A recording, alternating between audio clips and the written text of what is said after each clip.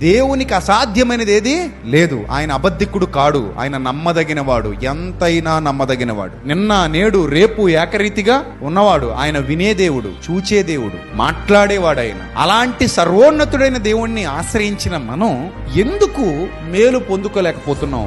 ఎందుకు భక్తి జీవితంలో ముందుకు వెళ్ళలేకపోతున్నాం? ఎందుకు శోధన జయించలేకపోతున్నాం? ఎందుకు శోధన తట్టుకోలేకపోతున్నాం? ఎందుకు మానసికంగా అభివృద్ధి చెందలేకపోతున్నాం? ఎందుకు ఆత్మీయంగా అభివృద్ధి చెందలేకపోతున్నాం అని అంటే కారణం ఒకటే, ప్రకృతిని వికృతిని ఏం చేస్తున్నాం? కలిపేస్తున్నాం. ప్రకృతిని వికృతిని దయచేసి ఏం చేయొద్దు, కలపొద్దు. ప్రకృతి ప్రకృతే, వికృతి వికృతే. దాన్ని అలా ఉండనివ్వండి, దీన్ని ఇలా ఉండనివ్వండి. అందుకే ప్రభు అంటాడు, మీరు వెచ్చగానైనను చల్లగానైనను ఉండిన మీకు మేలు. అందుకే నులివెచ్చని స్థితిలో ఈ డబల్ మైండెడ్ పీపుల్ లాగా డబల్ గేమ్లు ఆడకండి అంటాడు ఆయన. రెండు పడవల మీద కాలేసినట్టు అనమాట. అయితే అది అట్లా ఆగుతుంటది, ఇట్లా ఆగుతుంటది. మధ్యలో నువ్వు నడి సముద్రంలో మునిగిపోతావు. ఆ పడవకే సొంతం కావు, ఈ పడవకే సొంతం కావు. ఎటు కాకుండా అయిపోయిన వాడవు, అయిపోయిందానో అయిపోతావు. కాబట్టి ఏదైనా ఒకటే చోట నిలబడు. అది పాపంలోనా లేకపోతే పరిశుద్ధతలోనా, నీతిలోనా దుర్నీతిలోనా? నీ ప్రార్థన వినే స్థితిలో ఉంటావా? నీ ప్రార్థన తృణీకరింపబడే స్థితిలో ఉంటావా? Choice is yours. ఇందులో ఏ బలవంతం లేదు. ఇది ఎవరికి వారుగా లోపల పరీక్షించుకోవాల్సిందే.